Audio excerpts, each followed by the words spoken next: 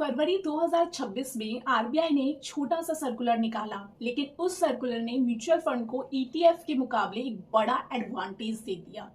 और इस सर्कुलर के बाद ईटीएफ वर्सेस म्यूचुअल फंड का गेम बदल गया है। प्रॉब्लम ये है दोस्तों कि आपने ईटीएफ वर्सेस म्यूचुअल फंड के जितने भी वीडियोस देखे होंगे यूट्यूब पर, इंस्टाग्राम पर या किसी और सोशल प्लेटफॉर्म पर, उनमें या तो ये अपडेट कवर ही नहीं किया गया होगा। क्यों? क्योंकि वो या तो पुराने डेटा पर बने हैं या फिर कॉपी पेस्ट वीडियोस हैं। लेकिन आज हम इस पूरे टॉपिक को जीरो से समझेंगे, अपडेटेड डेटा के साथ एंड एग्जैक्ट नंबर्स के साथ। ईटीएफ क्या है, म्यूचुअल फंड क्या है, दोनों में क्या फर्क है, और सबसे इम्पॉर्टेंट आरबीआई का सर्कुलर वो आपके लिए क्या मायने रखता है फॉर योर इन्वेस्टमेंट पर्पस। साथ में वीडियो के एंड में हम डिस्कस करेंगे 5 ऐसे टॉप ईटीएफ जो अच्छे हो सकते हैं इन्वेस्टमेंट के लिए। लेकिन ध्यान रहे कि कोई बाय सेल रिकमेंडेशन नहीं है, हम सिर्फ डेटा के बेसिस पर सीखने की कोशिश करेंगे। तो चलिए शुरू करते हैं। अगर आप पहली बार आए हैं तो चैनल को सब्सक्राइब जरूर कर लेना, क्योंकि यहाँ पर ऐसे ही इम्पोर्टेंट फाइनेंस रिलेटेड कंटेंट आते रहते हैं। सबसे पहले बेसिक समझते हैं ईटीएफ का और म्यूचुअल फंड का। देखो, दोनों में ही आपका पैसा स्टॉक के एक बास्केट में इन्वेस्ट होता है, लेकिन फर्क ये है कि आप उसे कब और किस प्राइस पर खरीदते या बेचते हो।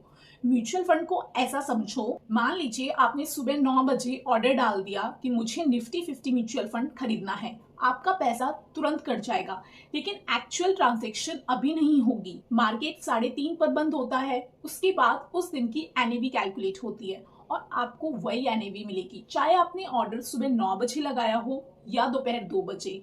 यूनिट्स आपके अकाउंट में आने में 1 से 2 दिन लगते हैं। बेचने पर भी यही रूल अप्लाई होता है। आज आपने ऑर्डर दिया, एग्जीक्यूशन क्लोजिंग एनएवी पर होगा और पैसा 1-2 दिन में आएगा। क्लियर?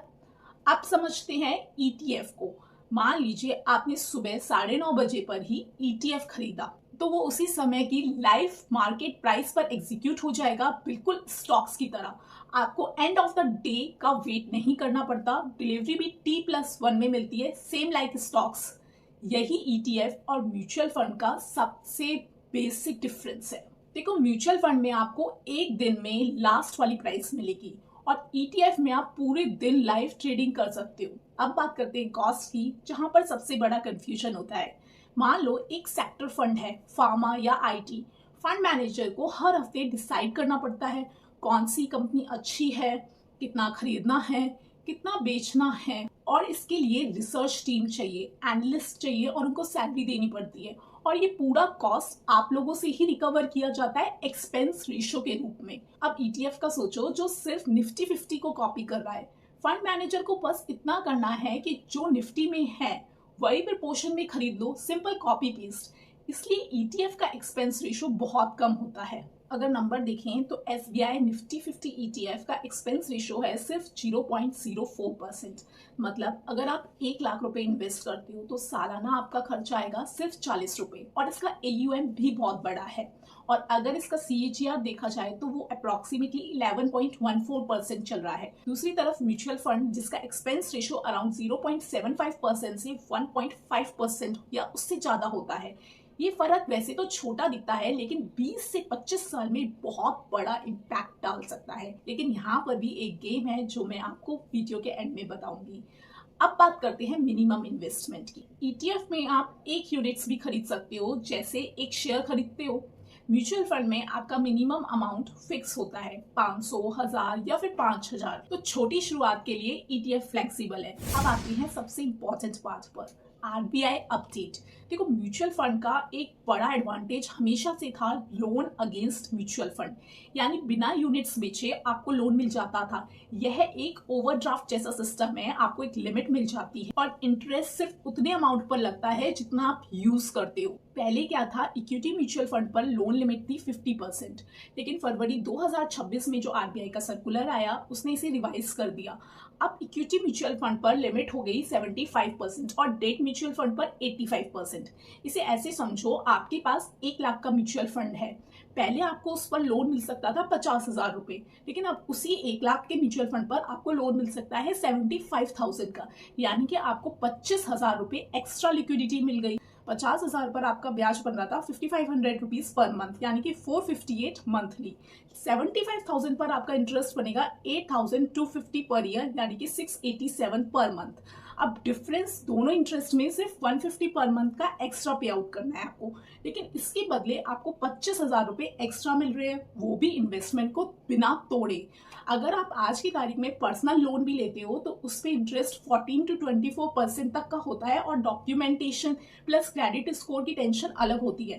लेकिन म्यूचुअल फंड लोन में आपका इन्वेस्टमेंट ही आपका क्रेडिट स्कोर बन जाता है। अब एक क्लैरिफिकेशन जो कि बहुत इंपॉर्टेंट है, देखो बहुत लोग कहते हैं कि ETF पर लोन नहीं मिलता, ये गलत है। ETF पर भी लोन मिलता है क्योंकि वो डीमैट में एज अ सिक्योरिटी की तरह ही तो है ना, आप उसे भी प्लेज कर सकते हो जस्ट लाइक स्टॉक्स। लेकिन फर्क इतना है, जहां म्यूचुअल फंड का प्रोसेस बहुत ज्यादा फास्ट है, डिजिटल है और लोन टू वैल्यू आपको हाई मिलती है, वहीं दूसरी तरफ ETF का प्रोसेस स्लो है और वहां पे लोन टू वैल्यू कम होती है। ये एडवांटेज म्यूचुअल फंड को मिलता है, लेकिन ETF पर लोन नहीं मिलता, ये कहना गलत है। अब आते हैं टॉप 5 ETF पर, जिसमें नंबर 1 पर आता है SBI निफ्टी 50 ETF। ये ETF भारत की टॉप 50 कंपनीज को ट्रैक करता है। इसका एक्सपेंस रेशियो सिर्फ 0.04% है, जो कि इसे लगभग फ्री जैसा बना देता है। मतलब बहुत ही मामूली खर्चा है। ये स्टेबल लार्ज कैप एक्सपोजर के लिए एक अच्छा ऑप्शन माना जाता है और इसमें बहुत ज्यादा उतार चढ़ाव भी नहीं आता है। अब एक चीज जरूर याद रखिएगा कि वीडियो के लास्ट में मैं ETF और म्यूचुअल फंड का एक बहुत बड़ा इंपॉर्टेंट पॉइंट आपके साथ डिस्कस करने वाली हूँ। नंबर 2 पर आता है जूनियर बीस निप्पॉन इंडिया निफ्टी नेक्स्ट 50। ये रैंक 51 से 100 तक की कंपनीज को ट्रैक करता है। मतलब वो कंपनीज जो अभी टॉप 50 में नहीं है लेकिन आगे जा सकती हैं। इसका एक्सपेंस रेशियो 0.15% है। पिछले 5 साल का एनुअल रिटर्न देखें तो वो 14.11% रहा है, जो कि काफी अच्छा है। इसमें रिस्क टॉप 50 के मुकाबले थोड़ा हाई है, लेकिन फिर ग्रोथ पोटेंशियल भी ज्यादा है क्योंकि ये कंपनियां आगे जाके निफ्टी 50 में जा सकती हैं। तीसरा आता है Kotak Nifty PSU bank ETF। ये इंडिया के पब्लिक सेक्टर बैंकों में निवेश कराता है, जैसे SBI, PNB, BOB। ये एक सेक्टोरल और साइक्लिकल ETF है जिसका एक्सपेंस रेशियो 0.59% है। अगर पिछले 3 साल का एनुअलाइज्ड रिटर्न देखें तो लगभग 33.10% और 5 साल का तो 29.27% रहा है। नंबर देखकर तो मजा ही आ गया ना। लेकिन ध्यान रखें, सेक्टोरल फंड वोलेटाइल होते हैं, रिस्की होते हैं और इनके पोर्टफोलियो को समझना भी बहुत जरूरी है। इनमें कभी भी आपको पूरा पैसा नहीं लगाना चाहिए, सिर्फ एक छोटा सा हिस्सा ही रखें। नंबर 4 पर अगर आप इंडिया के बाहर एक्सपोजर चाहते हैं, खासकर US टैक कंपनी में, तो आप मोतीलाल ओसवाल नैस्डैक 100 ETF एक बहुत अच्छा ऑप्शन है। इसका एक्सपेंस रेशियो 0.59% है, जो थोड़ा ज्यादा लगता है, लेकिन इंटरनेशनल इंडेक्स को ट्रैक करना ऑपरेशनली महंगा होता है, इसलिए ऐसा है। पिछले 5 साल का इसका एनुअल रिटर्न लगभग 20.94% रहा है। अब 5वें पे आते हैं गोल्ड ETF। देखो हमने कितना डाइवर्सिफाइड पोर्टफोलियो बनाया, इंडिया में भी इन्वेस्ट किया, देन ग्रोथ में भी गए, देन US में भी और गोल्ड में भी। गोल्ड में हम चूज करते हैं gold piece, Nippon India ETF gold piece. इसमें आपको फिजिकल गोल्ड रखने की जरूरत नहीं है, कोई झंझट ही नहीं है, आपको गोल्ड प्राइस का डायरेक्ट एक्सपोजर मिलता है। इसका एक्सपेंस रेशियो 0.69% है। पिछले 5 साल में इसकी एनुअलाइज्ड रिटर्न 23.75% रहा है, जो निफ्टी से बहुत ज्यादा है। अब मैं आपको एक मेरा पुराना फॉर्मूला बताती हूँ, जो मैं अक्सर बताती रहती हूँ। देखो आपको कैसे चूज करना चाहिए कि आपको अपना इक्विटी में कितना एक्सपोजर रखना है या फिर अपना सेफ असेट में कितना। आप क्या करो, अपनी एज को 100 में से माइनस करो, जो नंबर आए उतना आप इक्विटी में रखो और बाकी सेफ असेट में। सेफ असेट का मेरा मतलब है गोल्ड, PPF, डेट इंस्ट्रूमेंट। तो आपकी उम्र कितनी है मुझे कमेंट में जरूर लिखिएगा।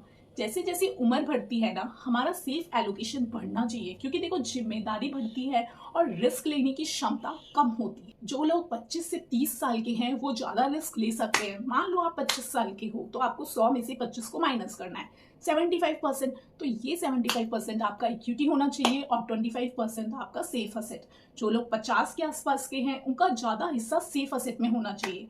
अब एक आखिरी और बहुत जरूरी बात, कभी भी 1 साल का रिटर्न देखकर कोई भी ETF या कोई भी म्यूचुअल फंड मत खरीदो। 1 साल में तो कोई भी फंड अच्छा या खराब दिख सकता है, और अभी पिछले 2 साल से तो मार्केट भी खास परफॉर्म नहीं कर रहा, इसलिए लोग परेशान हो जाते हैं। हमें कम से कम 3 साल का रिकॉर्ड देखना चाहिए और अगर 5 साल का देख लो तो उससे बेहतर तो कुछ नहीं, क्योंकि देखो लगातार कई सालों तक अच्छा परफॉर्म करना तो कंपनीज के लिए भी बहुत मुश्किल है। अब वो पॉइंट जो मैंने आपसे कहा था कि लास्ट में बताऊंगी, ईटीएफ वर्सेस म्यूचुअल फंड। देखो फ्रेंड्स, बहुत लोग ये गलती करते हैं कि उन्हें लगता है कि ईटीएफ बेस्ट है क्योंकि उसमें एक्सपेंस रेशो बहुत कम है, और म्यूचुअल फंड खराब है क्योंकि उसमें एक्सपेंस रेशो बहुत ज्यादा है। लेकिन ये आधा सच है और आधा गलत है। कैसे? अगर आप किसी अच्छे म्यूचुअल फंड मैनेजर या फिर डिस्ट्रीब्यूटर या एडवाइजर के साथ निवेश करते हो तो वो आपको अच्छा फंड दिलवाएगा जो आपको अच्छा रिटर्न दे सके।